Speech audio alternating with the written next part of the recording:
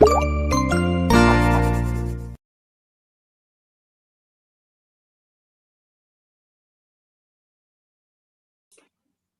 Kak Andre. Halo. Kak, sebelumnya makasih ya Kak udah luangin waktunya buat kita wawancarain. Sama-sama. Sebelumnya boleh perkenalkan diri dulu Kak, boleh cerita juga tentang bisnis yang sedang Kakak jalanin. Oke, perkenalkan nama saya Andre Napitupulu. Saya owner dari Elzira Clothing. Elzira Clothing itu adalah bisnis brand atau kaos atau pakaian asli Indonesia yang pasti saat ini bergerak dalam bidang kaos aja sih sejauh ini, sama hoodie lah, sama topi, sebatas itu aja. Oh gitu Kak, jadi Kakak punya bisnis baju ya Kak? Ya, clothing brand lah namanya ya. Ya. Alasan yang membuat Kakak buat putusin untuk menjalankan bisnis ini tuh apa ya Kak? Jadi dulu gue pernah berangan-angan enak kali ya kalau lagi jalan-jalan itu terus ketemu produk yang punya kita gitu. Jadi kalau lagi di jalan ketemu orang, itu produk gua loh gitu. Jadi akhirnya karena keterbatasan dan segala macam kan, kita kan sebelum memilih bisnis juga kan kita pilih-pilih dulu kan apa yang sesuai dengan kemampuan kita, sesuai dengan budget kita kayak gitu. Jadi terciptalah akhirnya dengan minim resiko, jadi terciptalah Elzira Clothing ini gitu. Oh gitu. Kan di luar sana nih Kak, banyak nih pebisnis lain dalam bidang usaha yang sama dengan Kakak. Hal apa yang membedakan usaha Kakak dengan usaha-usaha di luar lainnya? Khususnya untuk sama-sama clothing ya? Ya, sama-sama clothing. Ya, kurang lebih sih kalau kita bergerak di brand clothing, paling yang sangat membedakan paling desainnya. Jadi Elzira Clothing sendiri memiliki tema desain itu kita namainnya BEST, branded, elegan, simple, dan trendy. Nah, dengan tema itu harapannya setiap orang yang menggunakan produk Elzira itu bisa merasakan hal yang sama, yaitu adalah elegan, simple, dan trendy gitu kan. Desain banyak tuh ya kan, macam-macam. Nah, kita pengen temanya itu sebatas yang seperti itulah, yang simple, elegan, dan trendy. Jadi yang membedakan itu dari desain-desain yang lain, dari brand-brand yang lain. Oke Kak, selama ngejalanin bisnis ini Kak, pernah nggak sih ngalamin kendala Kak? Dan kalau ada, caranya gimana solusinya Kak? Yang pasti kendala banyak ya kan, tapi yang paling berasa itu sebenarnya kendala di dalam mengetahui maunya pasar. Contohnya orang Indonesia ini kan beda-beda ya. Ada orang yang idealis dalam pengertian gue segala sesuatu pengennya brand gitu, mahal atau branded lah gitu. Jadi mereka itu nggak mau pakai yang produk Indonesia atau mungkin yang nggak bermerek gitu lah, atau yang segala macam gitu. Dia pengennya yang branded banget lah gitu. Nah, yang kedua ada juga pangsa pasar yang cuek dalam pengertian baju kan sama aja ya, yang penting bisa dipakai. Nah gitu, jadi mereka cuma berpikir udahlah harga baju yang 35.000 juga cuek aja, yang penting kan bisa dipakai. Nah, menggabungkan dua yang itu loh yang menjadi kesulitan tersendiri bagi kita gitu, bagi Elzira, untuk mengambil pasar-pasar atau idealisme orang atau mindset orang yang udah kebentuk seperti itu dan merubahnya itu yang susah gitu. Jadi kalau kita biasanya sih pakai menanganinya biasa aja dengan edukasi. Misalnya kita akan terangkan gitu mengenai produk kita, keunggulannya, kelebihannya. Terus udah gitu, biasanya kita juga kasih diskon. Nah, biasanya kalau misalnya orang udah dikasih diskon kan beda tuh. Nah, mau nyoba kan? Nah, ketika dia mau nyoba, itu biasanya baru sadar, oh iya beda ya gitu.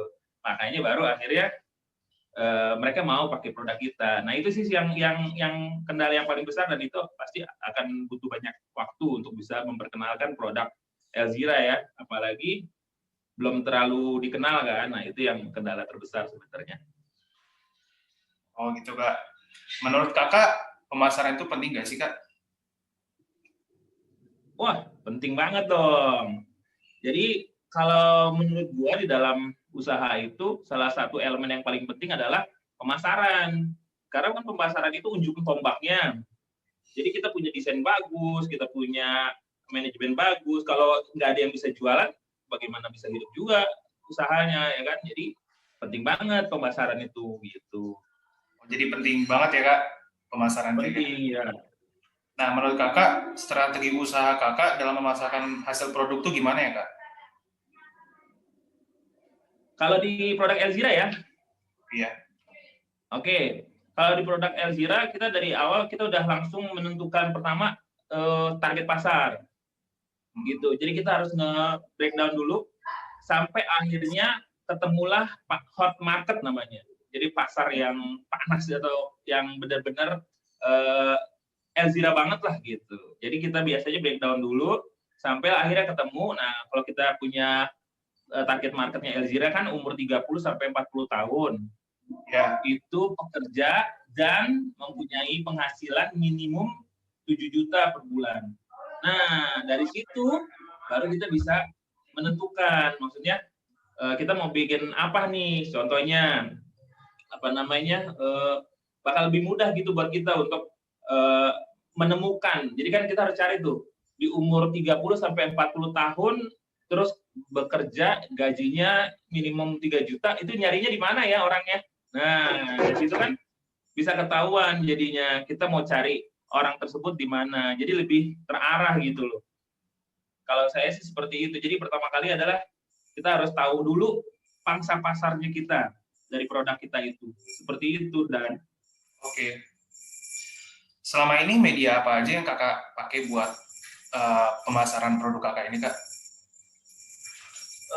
Sejauh ini ada beberapa, yang pasti Instagram kan, Instagram, Facebook. Terus juga kita juga masuk ke marketplace, itu WhatsApp, itu juga media semua marketplace, semua media yang sosial media yang bisa kita pakai ya kita pakai untuk nge-branding juga gitu. Dan terbukti akhirnya ya memang membantu untuk branding dan penjualan juga kebantu juga. Semua sih kita pakai. Dan menurut Kakak, perkembangan teknologi khususnya di bidang internet pengaruh banget nggak sih Kak buat pemasaran produk ini, Kak? Kalau untuk produk saya pasti sangat pengaruh, Dan karena gini, kalau dulu kan kita pengen bikin toko baju itu modalnya gede banget ya kan? Modalnya gede, harus survei tempat, udah gitu stok barang dan segala macem gitu. Sedangkan sekarang nggak perlu, bahkan sebenarnya brand kita ini atau produk kita ini, khususnya kalau saya Elzira, bisa langsung dinikmati oleh seluruh penduduk Indonesia gitu. Jadi itu sangat amat berpengaruh. Kalau dulu kan susah ya untuk mengiklankan produk kita sampai didengar di Surabaya aja susah. Tapi sekarang sampai ke seluruh Indonesia, bahkan ke luar negeri pun mudah. Jadi ini sangat amat berpengaruh buat apa namanya usaha. Jadi sekarang jauh lebih gampang sebenarnya ketimbang dulu ya. Jadi teknologi ini mempermudah Kakak buat pemasarannya ya Kak? Betul, sangat mempermudah. Tips memasarkan produk dengan budget terbatas dong Kak? Ada nggak sih Kak? Jadi gini, gue kasih bocoran dikit ya. Jadi misalnya contoh, kita ngomongin di Facebook. Nah, Facebook itu kan ada yang berbayar, ada yang organik ya, yang gratisan gitu. Nah, tapi syarat pertama harus ditentukan dulu. Seperti yang tadi bilang, hot marketnya udah dapat belum? Nah, ketika udah dapat hot marketnya, contohnya misalnya gini, gua clothing brand temanya musik misalnya gitu ya.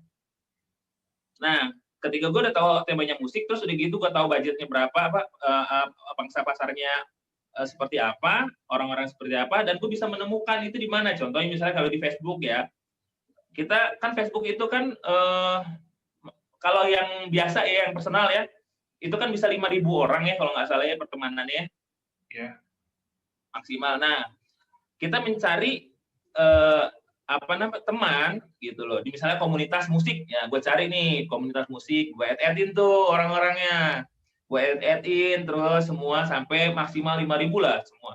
Nah, di situ kan gue udah punya pasar tuh yang khusus untuk yang penggemar musik. Ya kan? Jadi untuk ngejual produk gue misalnya yang temanya musik itu jauh lebih mudah.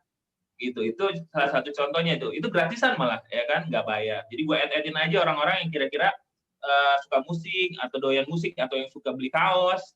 Jadi orang-orang yang seperti itu yang gue add-in gitu, dan akhirnya gue jadi teman. Nah disitulah akhirnya gue bangun marketnya. Terus yang kedua misalnya contoh yang berbayar, misalnya ketika kita udah tahu hot marketnya, itu akan jauh lebih mudah. Misalnya contoh kalau misalnya di Instagram Ads misalnya ya, nah Instagram Ads itu kan kita bisa tentuin targetnya tuh, ya kan, daerahnya, zonanya zona mana, terus audiensnya ya semua, terus kesukaannya apa, interestnya apa, ada segala macam. Jadi ketika kita udah tahu apa namanya hot marketnya kita, itu akan jadi lebih mempermudah dan mempermurah biaya iklannya. Jadi targetnya tercapai gitu, ketimbang kita nggak tahu nih apa namanya targetnya siapa, jadi kita coba jual umurnya dari 15 sampai 50 tahun misalnya. Nah, itu kan jadi bengkak ya. Terus kesukaannya semua gitu. Nah, itu kan jadi bengkak dan akhirnya costnya juga jauh lebih besar. Tapi kalau kita udah tahu, misalnya tadi seperti saya bilang, umurnya 30 sampai 40 tahun misalnya, ya kan? Bekerja, ya tadi kan. Terus udah gitu penghasilannya di atas 7 juta. Kan udah jelas tuh nyarinya di mana. Nah, itu akan lebih tertarget dan pastinya akan minimize biaya iklan gitu. Dan jadi kita harus tahu strategi pemasaran kita dulu ya Kak. Iya, kita harus tahu dulu pangsa pasar yang kita mau targetin apa gitu, baru sampai dapat benar-benar kan. Pangsa pasar luas nih Dan ya. Kalau kita mau jual baju, semua orang pasti pengen punya baju, dari anak kecil sampai kakek-kakek. Tapi kan nggak bisa begitu kalau di dalam bisnis.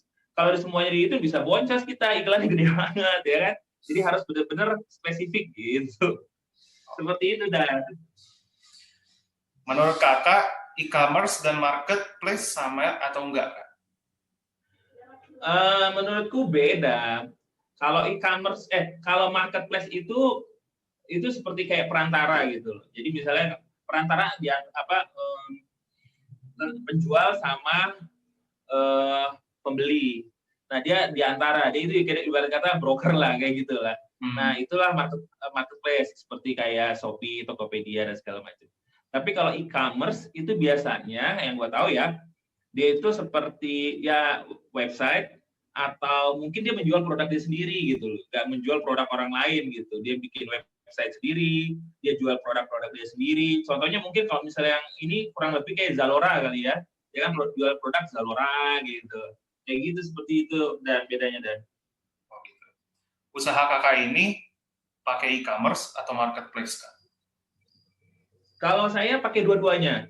Oh. Yang pasti kan Tokopedia semua dipakai. Nah, pertama juga saya pakai website dulu, namanya elzira.id. Tapi seiring berjalannya waktu, ya mungkin faktor segala macam-macam ya, akhirnya si website saya stop karena mungkin dampaknya sih kurang terlalu signifikan ya. Tapi kadang-kadang kalau orang itu bakal lebih pede kalau ada websitenya kalau ketika beli, ya kan? Jadi nggak bakal dibohongin gitu. Nah, makanya muncullah sih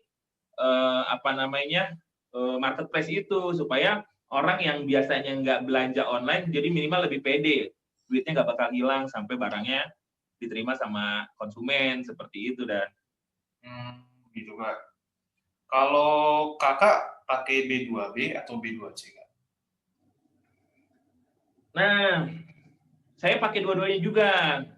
Gitu. Yang pasti awal sih memang orang langsung pakainya B2C ya, jadi bisnis to customer. Tapi seiring berjalannya waktu juga, Dan karena kan produk kita baru nih. Nah, produk baru itu biasanya orang susah untuk menerimanya kan, karena kan belum kenal, ya kan, jadi belum terlalu ini. Nah, itu sedikit memperlambat pemasaran kita, dan akhirnya mau nggak mau kita juga nggak bisa terlalu berharap sama B2C kan. Akhirnya kita coba bangun B2B, business to business. Kita gandeng perusahaan, kita gandeng partner bisnis yang lain gitu. Selain meningkatkan omset penjualan juga, kita juga memiliki networking yang luas kan, jadi kita punya banyak kerjasama sama pengusaha-pengusaha lain, dan itu sebenarnya jauh lebih menguntungkan sebenarnya ketimbang langsung B2C ya gitu. Iya. Seperti itu dia. Ada nggak sih Kak rencana untuk pakai metode-metode yang lain? Sejauh ini kayaknya menurut saya lagi suka main C2C, tahu nggak? Enggak, kurang tahu saya. Customer to customer. Nah, jadi bukan B2B, bukan B2C, tapi C2C, customer to customer. Jadi seperti apa? Reseller sih sebenarnya, kayak reseller, dropship ya kan. Jadi nggak lagi ke business to customer, tapi antara customer sama customer. Nah itu juga sangat bagus pemasarannya, karena hampir rata-rata semua pengusaha itu pasti cari reseller kan, cari dropshipper, karena itu kan nggak perlu capek-capek cari karyawan, ya kan, nggak perlu gaji, ya kan, dan karyawan mereka juga nggak perlu stok barang, ya sama-sama menguntungkan sih sebenarnya. Nah itu sebenarnya lebih asik sih menurut saya, gitu. Gitu ya. Jadi situs itu paling efektif menurut Kakak ya Kak? Sejauh ini ya, ini. Tujuan kedepannya buat bisnis Kakak ini gimana Kak? Yang pasti sih dari awal kita sih pengen bikin usaha kan, salah satunya adalah supaya bisa membuka lapangan kerja juga atau peluang-peluang bisnis buat orang lain ya. Gitu. Jadi harapannya dari Elzira ketemulah misalnya ya tadi bilang C2C ya kan, reseller, dropshipper, dan dari situ mereka juga bisa diberkati juga kan, jadi saling menguntungkan. Itu sih pasti awalnya ya, tujuannya seperti itu. Dan yang pasti kedua ya pengen membangun brand lokal nih gitu, khususnya itu bisa diterima oleh orang Indonesia, karena kan kebanyakan masih banyak juga orang Indonesia tadi bilang brand minded kali ya jatuhnya ya. Jadi kayaknya kalau nggak pakai merek apa tuh yang G gitu kan, yang mahal, atau merek apa gitu kan, nggak pede ya kan, nah, gitu. Yeah. Nah kita pengen merubah mindset itu, kalau produk lokal juga bagus loh gitu, boleh dibandingin deh bahannya, jahitannya, kan cuma masalah brandingnya aja yang kita kalahkan gitu. Dan harapannya mereka bisa menerima produk-produk Indonesia dan bangga sama produk-produk Indonesia gitu sih Dan. Oh, oke Kak. Kak, ini ada pertanyaan dari Hanif Rahman. Gimana sih Kak cara buat desain produk yang paling efektif dan menarik pelanggan? Produk saya berarti kurang lebih ya maksudnya ya. Nah itu tadi balik lagi dan kembali ke awal, ketika kita sudah dapat hot marketnya, ya kan.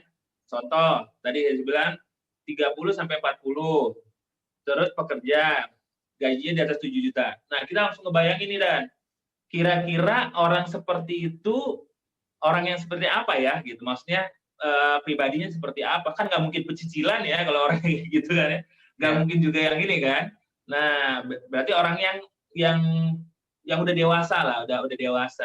Biasanya kayak gitu kan nggak mau terlalu, kalau misalnya pakai baju nggak mau terlalu yang rame dan menyita perhatian kan. Biasanya yang simple, ya kan. Terus cari yang elegan. Dan biasanya gaji di atas 7 juta juga udah mulai gayanya juga harus mesti dijaga kan. Nah, kalau bisa juga yang branded ya. Branded ini makanya kenapa Elzira punya pangsa pasar itu menengah ke atas. Dan supaya apa? Supaya ketika orang pakai bajunya Elzira, itu dia bisa merasa, weh ini baju mahal nih. Gitu. Kan beda ya.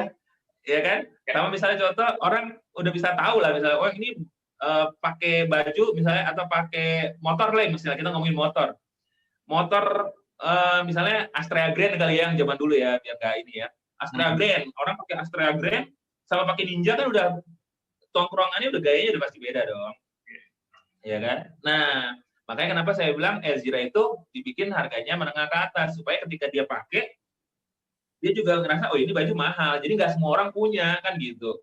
Kalau misalnya baju yang banyak di pasaran, tiba-tiba ketemu orang, ih sama bajunya, kan jadi akhirnya bikin dia juga jadi ilfeel kan. Nah kayak gitu. Jadi ketika kita udah tahu hot marketnya,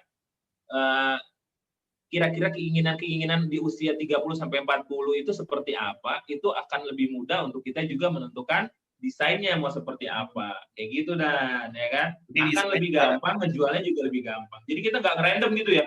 Mau bikin apa ya desain kali ini ya? Oh, nggak bisa, nggak begitu. Jadi memang benar-benar kita batasin, desain juga kita batasin usia 30 sampai 40 gitu. Jadi desainnya tergantung usianya ya, Kak? Ya, betul. Tergantung pangsa pasarnya kita. Seperti itu. Ada nggak ya, Kak, kesan-pesan untuk anak muda yang sampai saat ini masih belum berani berbisnis, Kak? Wah, kalau pesan-pesannya ada di channel YouTube saya dan nanti bisa dilihat. Tapi kalau misal pesannya sekarang ya pasti gini. Apa namanya? Jadi pengusaha itu saya bilang seru. Gitu. Serunya apa? Itu dia. Di situ kita ditantang seberapa beraninya kita, seberapa kreativitasnya kita, seberapa kuatnya kita menghadapi masalah. Nah, biasanya buat yang kayak gitu-gitu, biasanya orang udah gede jiper duluan nih, ya kan? Takut duluan nih. Waduh, pengusaha nanti gak dapat duit dan segala macam. Nah, akhirnya disitulah anak-anak muda pada tumbang satu-satu. Padahal sebenarnya enggak. Bahkan kalau misalnya saya bisa bilang, kalau bisa mulai dari muda, bikin dari muda usaha itu. Jadi jangan sampai nanti kalau misalnya bahasa kasarnya, oh diterima kerja udah enggak, ngapa-ngapain enggak, baru bikin usaha, ngerti ya? Jadi pelampiasan ketika nggak bisa ngapa-ngapain baru bikin usaha, enggak. Tapi kalau misalnya memang passionnya di situ, misalnya emang suka yakin bisa, kerjain aja. Segala sesuatunya pasti ada jatuh bangun, tapi ketika kita bisa melewatinya dengan baik, pastinya usaha itu jauh lebih mudah sebenarnya, bahkan lebih bahagia lah sebenarnya, karena kan kita nggak dipaksa untuk, misalnya kalau kayak karyawan ya, kan kita dipaksa untuk kerja dari jam sekian sampai jam sekian dengan gaji yang sekian-sekian, ya kan?